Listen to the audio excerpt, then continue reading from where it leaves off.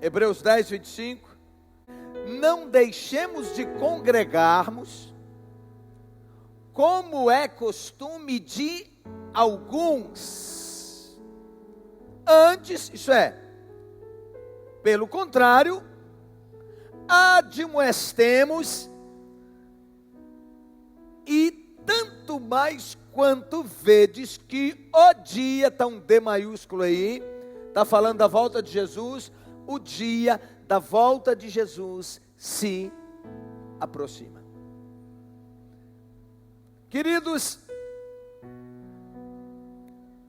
quando o escritor aos Hebreus faz esta admoestação, ele dá uma ordem: não deixe de congregar.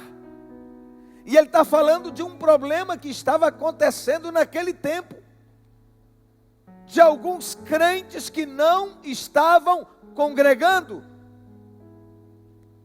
E ele então os exorta a congregar e diz mais, e ele incentiva, além de congregar, a admoestar os demais, para que eles estejam congregando, para que eles participem da vida da igreja, para que eles participem dos cultos, e diz, tanto vedes que o dia se aproxima.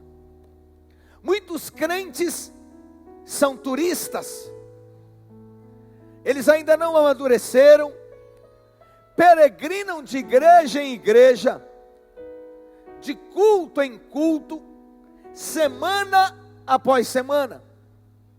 Eles são bem-vindos em todos os lugares, são bem tratados, mas não criam raízes em nenhum lugar.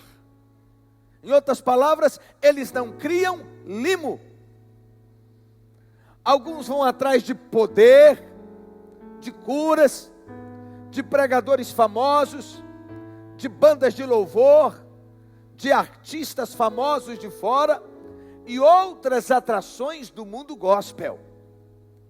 Alguns dizem que pertencem ao corpo de Cristo e que Deus não gosta de placas denominacionais e divisões do seu corpo. E em nome da comunhão, eles se justificam ou justificam a falta de compromisso e de profundidade. Vejo pessoas fazendo o contrário do que a palavra fala, que é para congregar.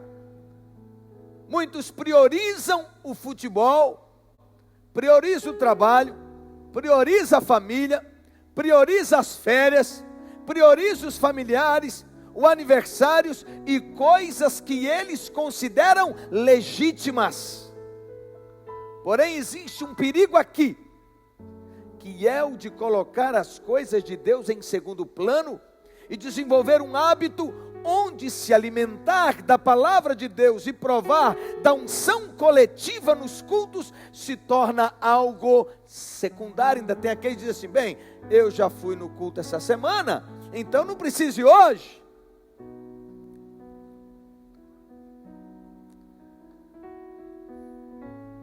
O culto que você presta na igreja local, o serviço que você presta na igreja local, não está acima da sua família e do seu trabalho.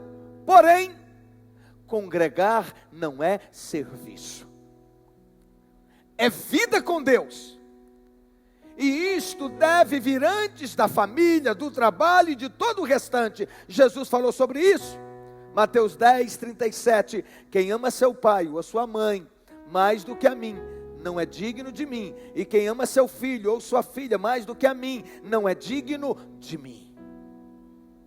O escritor, conhecido no mundo todo, Philip Yancey, autor de vários livros, e eu tenho alguns deles, entre eles um best-seller chamado Decepcionado com Deus.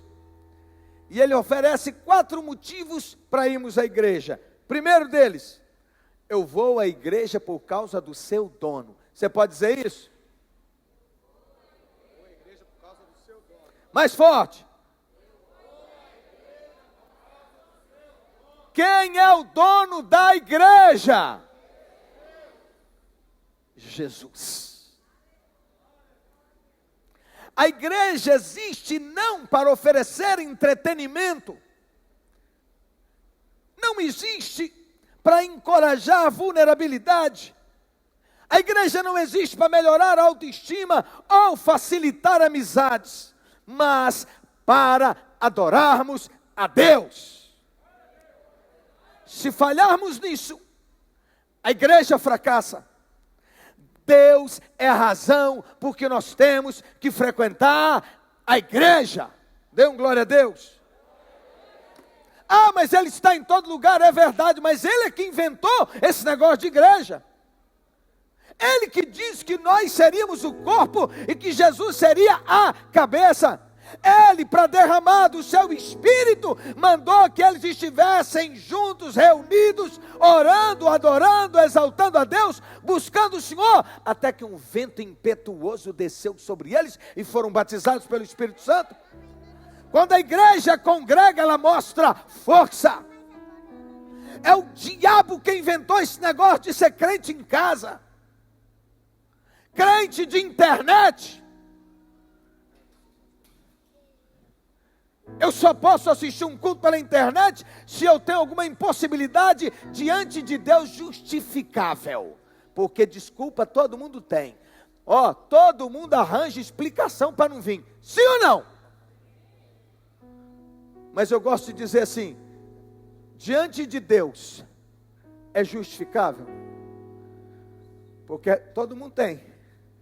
Não fiz por isso, eu não vou por isso, eu não fui por aquilo, não sei o que, tal. Tá. Aí eu digo assim, Deus aceita a sua justificativa? Diante dele está correto? Porque se tiver, beleza. Então eu só não vou se eu não tiver condição de ir. Eu só não posso ir para o culto se eu estiver doente e não tiver condição, porque se ainda que eu esteja doente, mas eu digo, Senhor, ainda dá para caminhar, e mesmo assim, com essa luta, com essa dor, com esse problema, com essa enfermidade, eu quero estar na sua casa, junto com o teu povo, louvando o teu nome. Se a enfermidade for tal que não me permite isso, eu fico em casa, na boa, e recebo as orações dos irmãos. Vamos lá, Salmo 84. Quão amáveis são os teus tabernáculos, Senhor dos exércitos. É o salmista Davi, o adorador, dizendo, é amável, é gostoso, é bom estar na tua casa. Congregar é um treinamento para o louvor que será no céu. Aleluia! Aí ele diz assim, a minha alma suspira e desfalece pelos átrios do Senhor. Isso é uma linguagem de amor, é uma linguagem apaixonada, de alguém que está apaixonado. Isso é uma linguagem que um rapaz pega um celular e manda um texto para a menina, dizendo, a minha alma suspira e desfalece. Eu chego quase a perder o fôlego de vontade de estar com você. É nessa intensidade. E Davi está dizendo, a minha alma suspira e desfalece pelos átrios do Senhor, isso é pela casa do Senhor, por entrar nos átrios, por congregar, por estar junto com o teu povo. O meu coração e a minha carne exultam pelo Deus vivo. Diga comigo, eu sirvo ao Deus vivo. Agora, quem não serve a um Deus vivo, serve a um Deus de pau, de pedra, aí de fato não precisa dar o seu melhor, porque qualquer coisa é qualquer coisa mesmo, porque ele não está vendo, não é? Aí eu posso ficar no culto totalmente relax, brincando no celular, sentado, é uma graça. Na hora de cantar, o sujeito resolve abrir a Bíblia para ler. Na hora de ler, ele resolve fazer outra coisa, é o inverso do que é a condução do culto. E o salmista está dizendo, meu coração e minha carne exultam. Isto é, todo o meu ser te louva. Aleluia.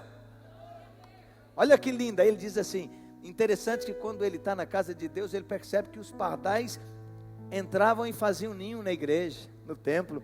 Aí ele diz assim: o pardal encontrou casa, e a andorinha ninho para si, onde acolha os seus filhotes.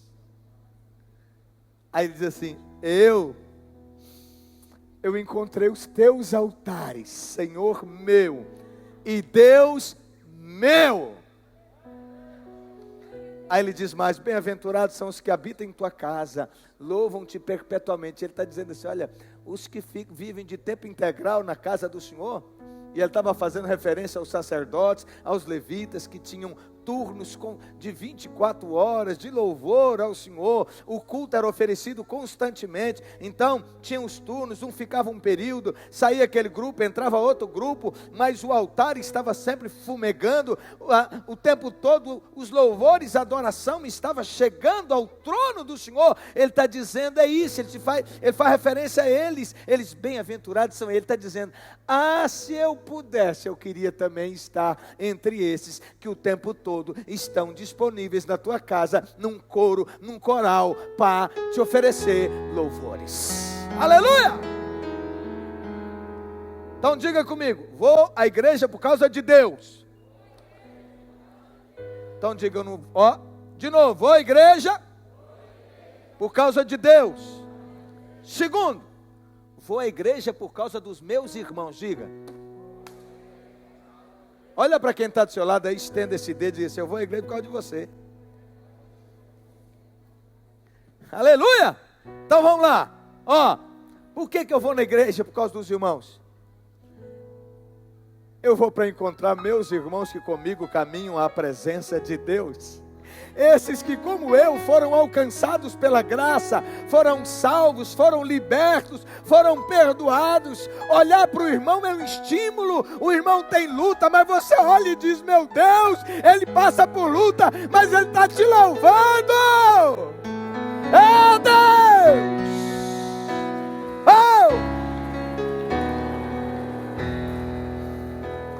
A gente vai à igreja por causa do irmão. A gente vai, sabe para quê? Para fortalecer o irmão, para encorajar o irmão, para dizer: não desista, você tem luta, mas não pare, não volte atrás. Aleluia! Mas a gente vai também para ser abençoado com a presença do irmão. Uma coisa é eu na minha casa e no meu quarto, e eu devo fazer isso, estender a minha voz cantando ao Senhor. Outra coisa são milhares de vidas, uma congregação, um ajuntamento, todos louvando, bendizendo, exaltando e trazendo a glória de Deus sobre o seu povo. Um ora, um dá um testemunho, um canta. Isso edifica, é corpo. A Bíblia diz que Jesus é a cabeça, e nós, os membros, somos o corpo de Cristo. Então eu preciso vir, porque senão o corpo vai estar manco. Está faltando o braço, está faltando o nariz, a orelha, a perna. Eu não posso me dar o luxo: hoje eu não vou não, eu estou cansado.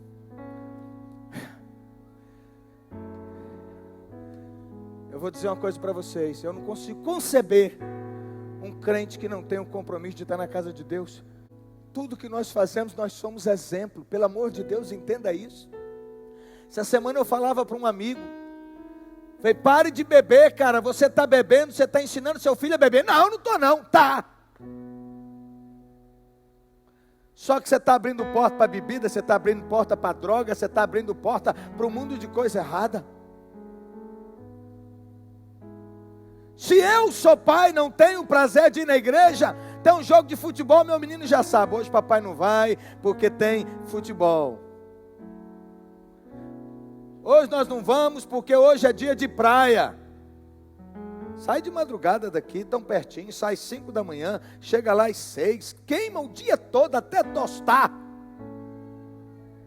Mas pelo amor de Deus, fala para sua família: nós vamos para a igreja. Ensina isso para os seus filhos. Sabe o que eu estou dizendo? Porque quando a gente está em guerra, a gente vai em tudo quanto é culto. Vai ou não vai? Vai ou não vai? Está em guerra? Vai para receber oração, vai para louvar, vai para orar, vai buscar Deus pedindo milagre. Mas o que tem de crente que a prosperidade chegou e agora tudo é desculpa para não estar na casa de Deus, e eles arrumam boas desculpas. Eu estou cuidando da minha família. Se você está cuidando da sua família, o melhor lugar para você estar é na casa de Deus com a sua família. Estou dizendo que eu não posso passear? Posso e devo. Estou dizendo que eu não posso ir na praia com a minha família? Posso e devo. Mas eu estou dizendo que eu não posso ficar arrumando desculpas para não ir, porque senão eu estou discipulando, ensinando meus filhos que não é prioridade estar num culto na presença de Deus. Entenda isso, pelo amor de Deus. Sabe por quê? Para não chegar lá na frente e falar assim, eu não sei o que eu fiz de errado, mas meus filhos não gostam da casa de Deus. Meu filho agora que começou a criar asa não quer ir na igreja.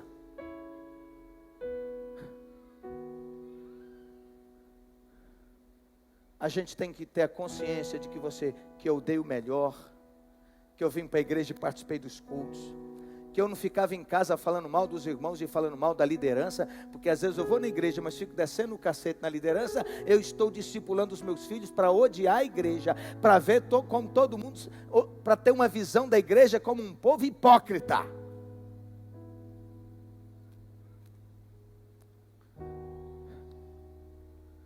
Diga de novo, eu vou à igreja por causa dos meus irmãos. Agora, olha para mim, líder de célula. Se você não tem interesse em ir, ou vem pouco na igreja, qual é a lição que você está passando para os discípulos? Qual é a lição? Que não é prioridade ir congregar. É simples assim. E você não percebe, daqui a pouco eles também começam a não vir. Se tem uma coisa que Deus me deu, é uma visão de águia. Eu bato o olho, eu sei quem veio e quem não veio na igreja. Você pode ficar um bocado de dia sem vir. O dia que você chegar, eu falo, você não estava no culto anterior. Eu sei que você não veio. Eu olho para os líderes, eu sei quem veio e quem não veio.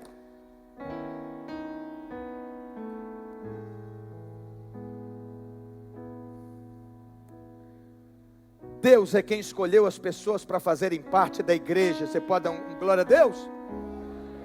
1 Coríntios 1, 26 e 27 diz, Ele escolheu pessoas diferentes e complicadas para viverem juntos. Fala sobre isso. As igrejas locais do Novo Testamento produziram uma revolução social. Judeus, gentios, homens, mulheres, escravos, livres, congregados por causa de Jesus. Olha que coisa poderosa. Tem gente que fala assim, eu não vou na igreja porque eu não gosto de fulano. Tem um monte de gente complicada. Posso falar uma coisa? Quando um não quer, dois não brigam. Se você está achando que todo mundo é complicado, porque você é complicado. Porque você é de difícil relacionamento.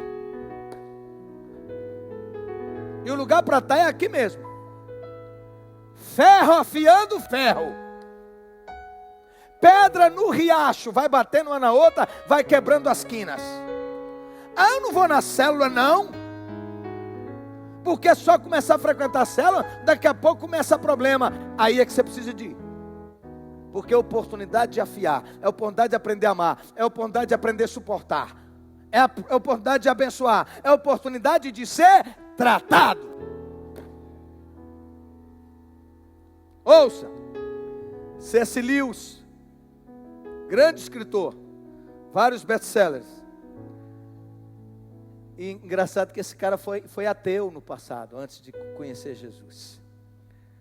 Ele disse assim, eu me aborrecia muito com os hinos que considerava poesias de 5ª categoria e com música de 6ª categoria. Uma vez eu falei para um irmão aqui na igreja assim, irmão, eu não gosto desse tipo de louvor, não gosto desse tipo de música. Foi, irmão, os cultos, as músicas são para Deus, as músicas não são para te agradar. Amém? Você entendeu isso? Aí veja o que C.S. Lewis dizia. Eu me aborrecia muito com os hinos, que considerava poesias de 5ª categoria e com música de 6ª categoria. Mas com o passar do tempo, percebi o grande mérito disso. Reconheci que os hinos estavam sendo cantados com zelosa devoção, por um velhinho santo que usava botinas e ficava sentado no banco ao lado.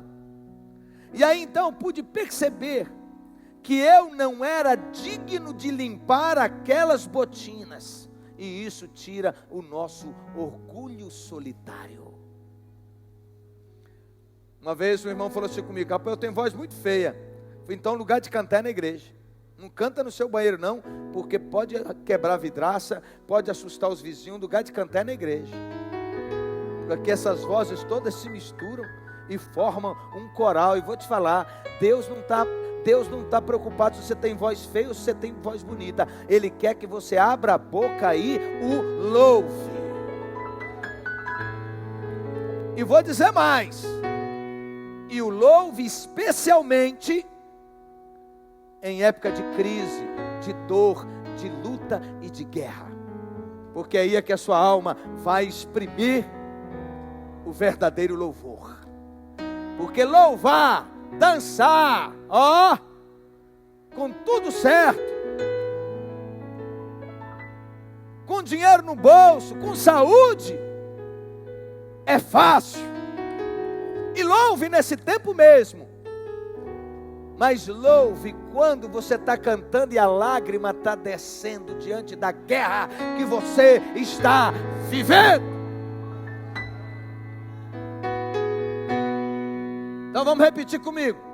Diga, eu vou à igreja por causa de Deus. Olha para quem está do lado e diga, vou à igreja por causa de você. Você já parou para pensar nisso? Você imaginou se você que se considera assim, forte espiritualmente, uma pessoa firme na fé, uma caminhada de tantos anos na presença de Deus, diz assim, bem, eu não preciso ir não, porque graças a Deus eu estou bem, mas eu vou, porque tem irmãozinhos lá que não estão bem, e eu preciso ir para dar um apoio para eles vencerem as guerras deles. Dê um glória a Deus bem forte. Eu preciso ir porque eu tenho que dar um abraço no irmão. Eu tenho que olhar para ele nos seus olhos e dizer, não desista, continua. Oh!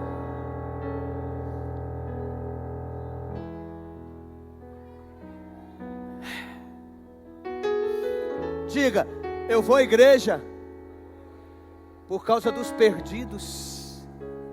Meu Deus do céu. Como é que os perdidos vão ser alcançados se eu não tenho interesse em congregar? Hein? Diga para mim. Como é que os novos na fé vão entender a necessidade de ir para a igreja se não é prioridade para mim e eles se espelham em mim? Vou falar uma coisa para vocês. Eu nasci em igreja. A minha mãezinha tem 78. Minha mãe é uma inspiração. Que firmeza, gente. Que mulher.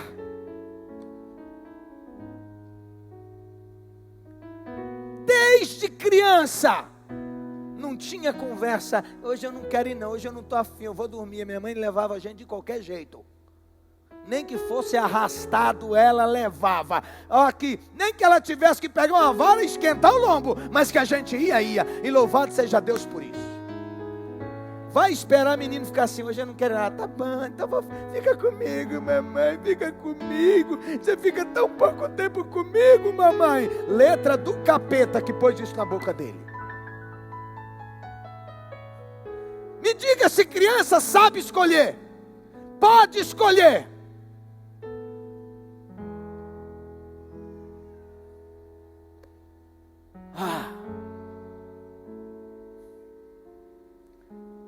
E minha mãe sabe o que fazia?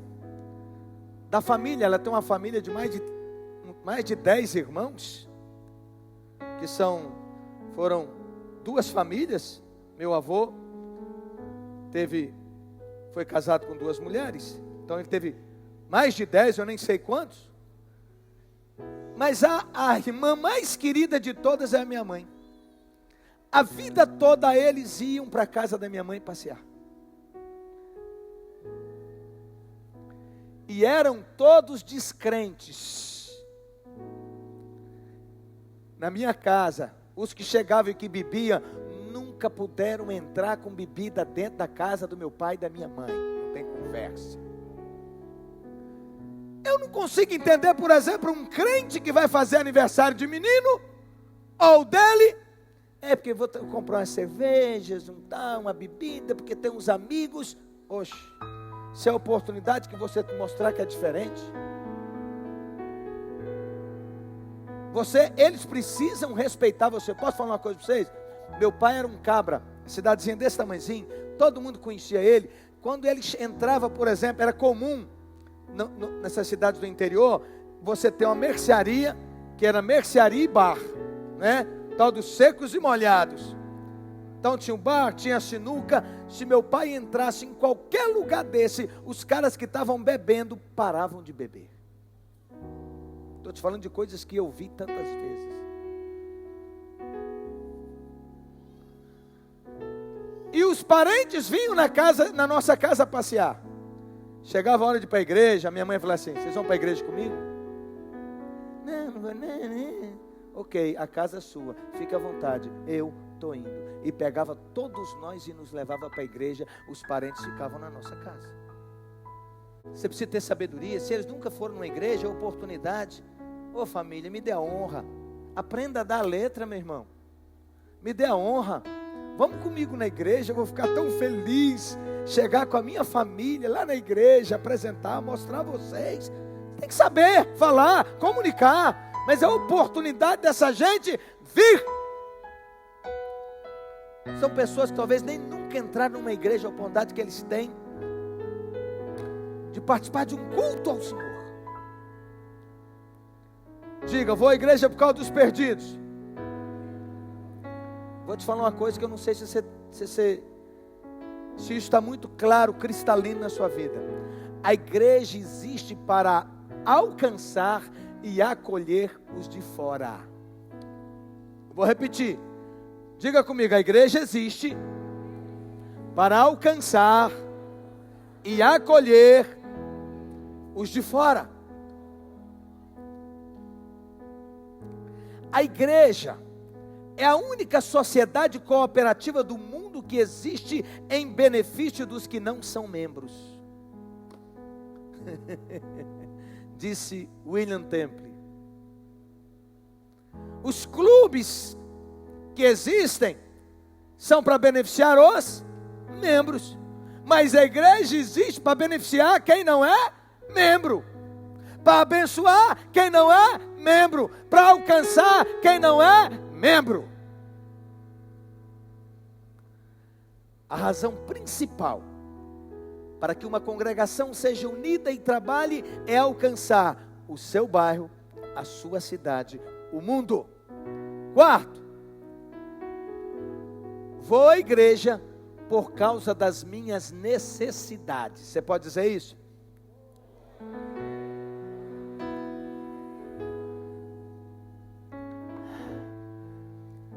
Você não pode ser crente isolado da comunhão da igreja. Não havendo lenha ao fogo, apaga. E não adianta você querer me dizer, não, mas eu tenho intimidade com Deus. Posso falar? Se você tem intimidade com Deus, você tem alegria de vir para a casa do Senhor. Crente cheio do Espírito Santo de Deus, quer estar na casa de Deus, com o povo de Deus. E hoje, a gente tem ônibus, tem mototáxi na cidade, tem Uber, tem carona, dá para ir a pé, de bicicleta, mas não dá, é para deixar de vir para a casa de Deus. Dê um glória a Deus. E a maior necessidade de uma ovelha é ser pastoreada. Abra por favor Hebreus 13, 7. Hebreus, vou abrir aqui também, 13, 7. Diz assim: lembrai-vos dos vossos pastores, os quais vos pregaram a palavra de Deus, e considerando atentamente o fim da sua vida, da vida que eles tiveram, que eles têm. Imitai a fé que eles tiveram, ou que eles têm. Aleluia. O outro versículo é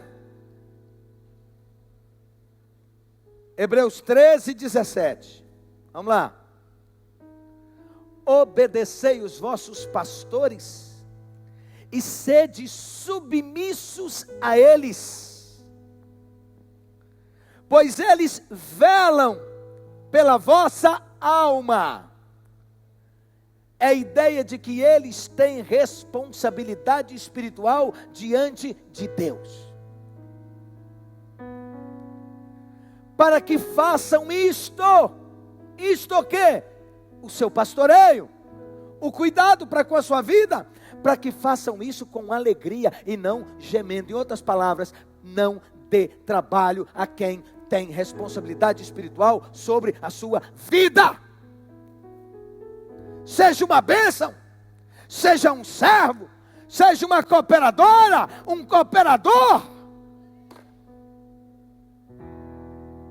Eu vou repetir: obedecei os vossos pastores e sede submissos para com eles, pois eles velam pela vossa alma. Isso é, eles têm responsabilidade diante de Deus pela sua vida, como quem deve prestar conta diante de Deus. Posso falar uma coisa para vocês?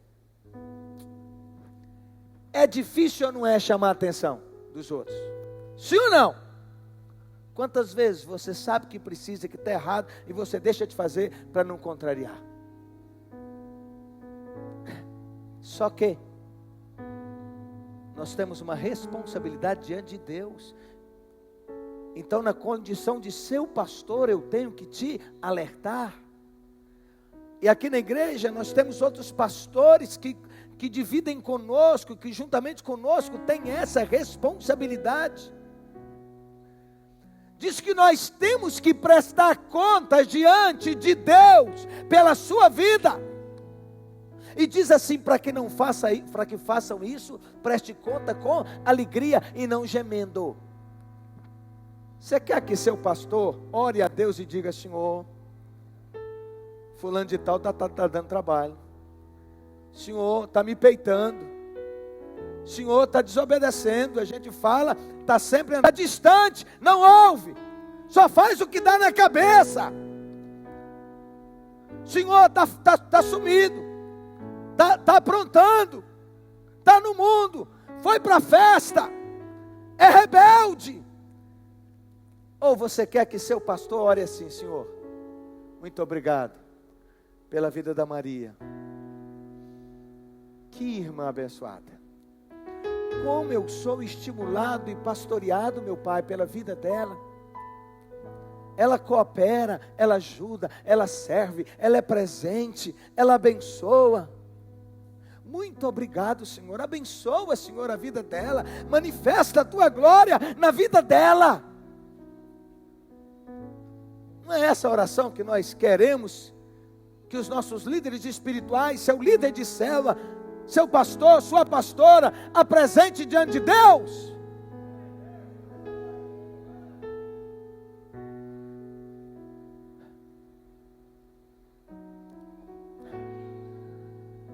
E diz assim: para que façam isso, para que preste conta com alegria e não gemendo, porque isso não vai ser bom para vocês.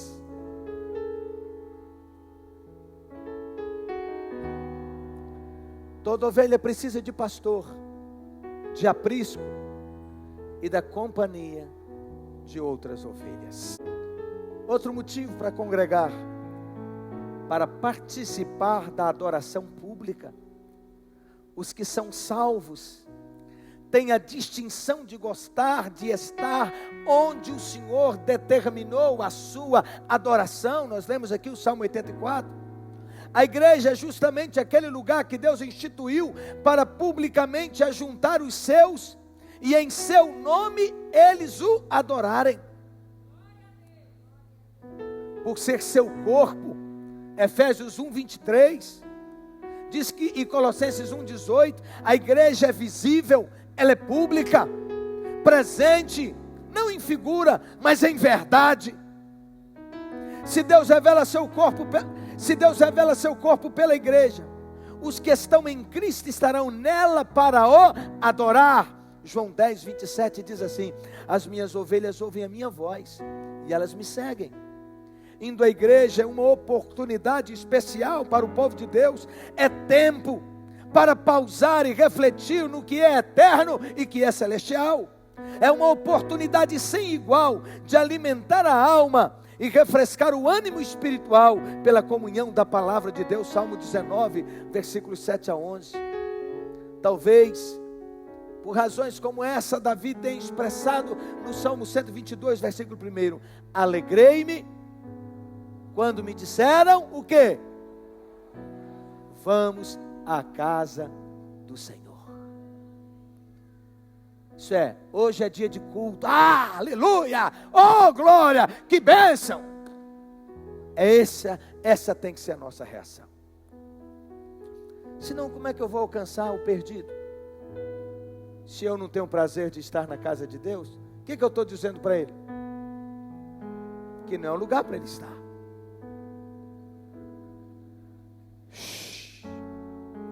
Concluindo, finalmente, vale lembrar que a diferença entre visitar a igreja e ser membro da igreja está no comprometimento. Visitantes são espectadores que ficam à parte. Membros se envolvem no ministério. Não existe na igreja ministério de ficar sentado no banco. Deus não chamou ninguém para ficar sentado no banco. Deus chamou para servir. E nós vamos falar isso no próximo domingo. Visitantes são espectadores que ficam à parte. Membros se envolvem no ministério. Visitantes consomem. Membros contribuem. Visitantes querem os benefícios que a igreja traz sem participar das responsabilidades. São como casais que vivem juntos sem se casar. Se você já nasceu de novo, tornar-se membro, isso é, se você já aceitou a Jesus como Senhor e Salvador da sua vida, tornar-se membro de uma igreja local, é o passo que vem naturalmente a seguir. Você se torna cristão ao se comprometer com Cristo, mas se torna membro de uma igreja local ao se comprometer com um grupo específico de crentes. A primeira decisão traz a salvação, a decisão de aceitar a Jesus. A segunda decisão traz a comunhão dos santos. É tempo de você deixar claro para você mesmo, para seus familiares e seus amigos, que a sua prioridade é Deus, e não abrir mão de congregar por nada neste mundo. Em tempos de pressão e de aflição, seus amigos, familiares, seu patrão, sua família não poderá te ajudar mais do que Deus, e eles não poderão fazer o que só Deus pode fazer na sua vida. Quando as necessidades e as pressões da vida chegarem, você deve ser encontrado em uma posição em quem ama o Senhor mais que tudo, e por isso é digno dele, das bênçãos dele. Eu concluo dizendo: essa pandemia foi um grande laço de Satanás para destruir a economia das nações. O tal do lockdown. Fique em casa, fique em casa, fique em casa. E foi quebrando os países. O certo, nós falamos desde o início. E o presidente, que chamam de louco, falou: fique em casa os doentes, os que têm alguma comorbidade, fiquem em casa os mais velhos, os novos, os mais fortes, saiam para trabalhar e para tocar a vida. Parabéns a você que vem para a igreja, porque tem uma turma que não vem para a igreja, mas vai para o banco, não vai? Vai para a farmácia, vai para a feira, vai para o trabalho, vai para o mercado, mas na igreja não pode. Vai para a praia, toque a sua vida, mas não deixe de estar na casa de Deus, em nome de Jesus.